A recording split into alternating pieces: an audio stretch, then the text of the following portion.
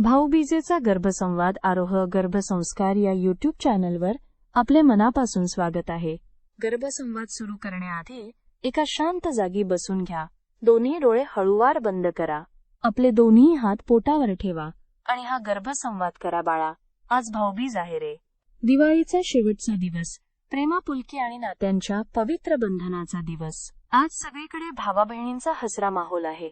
बहिणी आपल्या भावाला आरती करून त्याच्या कपाळावर ओवाळतात आणि मनापासून प्रार्थना करतात, माझा भाऊ सदैव सुखी निरोगी आणि आनंदी राहो। बाळा, ही भाऊबीज म्हणजे फक्त ओवाळणीचा सण नाही, तर नात्यांच्या प्रेमाचा, विश्वासाचा आणि काळजीचा उत्सव आहे। आई म्हणून मला वाटतं तू मुलगा असशील किंवा मुलगी, पण तुझ्या नात्यांत जगशील तिथे नेहमी प्रेमादर आणि जिव्हाळा असो। आज मी तुला एक कथा सांगते। पूर्वी यमराज त्याच्या बहिणी यमुनाजवळ गेला होता। त्यांनी एकमेकांना प्रेमाने ओवाळलं आणि त्या दिवसापासून हा दिवस भाऊबीज म्हणून साजरा होऊ लागला। त्या दोघांच्या नात्यात होती निर्मळता, आदर आणि स्नेह। बाळा, हीच शिकवण मी तुला द्यायची आहे। नातं कितीही दूर असो, प्रेमाने ते नेहमी जवळचं ठेवा। आज घरात मी आरती केली, ओवाळणीसाठी ताट सजवलं, त्यात अक्षता, फुलं आणि दिवा ठेवला।